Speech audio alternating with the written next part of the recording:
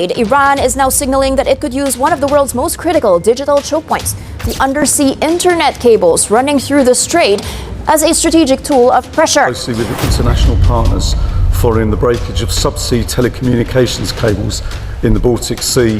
Submarine cables in the region have been severely damaged. Company cables belonging to 4 major telecom networks have been cut.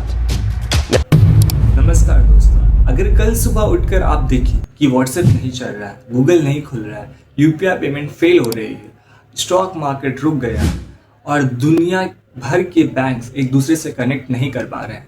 Banks, shopping centres, the airport, some media, just about anything that relies on the internet in a tailspin.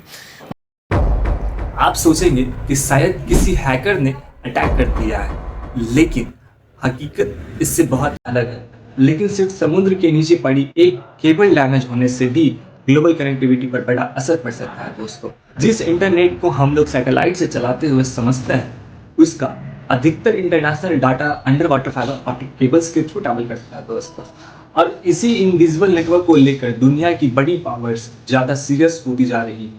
बाकी देश और दुनिया से जोड़ने वाला ये optical fibre project ease of living के प्रति हमारी प्रतिबद्धता का प्रतीक है. केबल्स है क्या, इन्हें कौन बनाता है, इनकी सिक्योरिटी इतनी इंपॉर्टेंट क्यों है, और अगर ये नेटवर्क डिस्टर्ब हो जाए तो दुनिया पर क्या असर पड़ेगा. आज हम इसी हिडन वर्ल्ड को एक्सप्लोर करेंगे दोस्तों.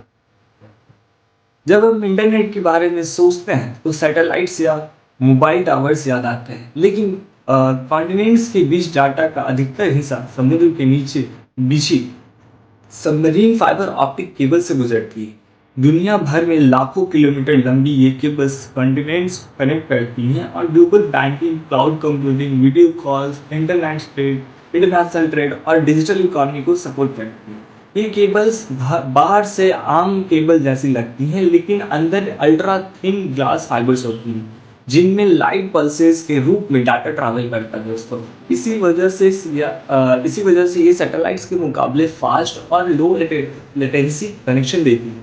सवाल उठता है कि इतनी इम्पोर्टेंट इंफ्रास्ट्रक्चर इसे भी कंट्रोल में आज सिर्फ गवर्नमेंट ही नहीं बल्कि गूगल, मेटा, माइक्रोसॉफ्ट और नए कंपनीज भी इन नए केबल प्रोजेक्ट में इन्वेस्ट कर रही है. डिजिटल इंफ्रास्ट्रक्चर अब बिजनेसेस के साथ स्ट्रैटेजिक इंपॉर्टेंस भी रखता है. रिसेंट ईयर्स में बाल्टिक और रेड सी से जुड़ी केबल इंसिडेंट्स ने गवर्नमेंट को अलर्ट किया है. हर इंसिडेंट सबोटाज नहीं होता है, लेकिन एक्सपर्ट इस बात पर जोर देते हैं कि अंडरसी इंफ्रास्ट्रक्चर की सिक्योरिटी फ्यूचर जियोपॉलिटिक्स का इम्पोर्टेंट हिस्सा बन चुका है दोस्तों. इसीलिए कई देश अपनी मैरीटाइम सर्वेलेंस, रिपेयर कैपेबिलिटी और इंटरनेशनल कोऑर्डिनेशन को इम्प्रूव कर रहे हैं, क्योंकि डिजिटल दुनिया की बैकबोन को सिक्योर रखना नेशनल सिक्योरिटी से भी ज़्यादा जुड़ा हुआ है. क्योंकि डिजिटल दुनिया की बैकबोन को सिक्योर रखना नेशनल सिक्योरिटी से भी जुड़ा हुआ है. कंक्लूजन इस वीडियो का ये निकलता है दोस्तों कि 21st सेंचुरी में पावर सिर्फ टैंक्स, मिसाइल्स से डिसाइड नहीं होती.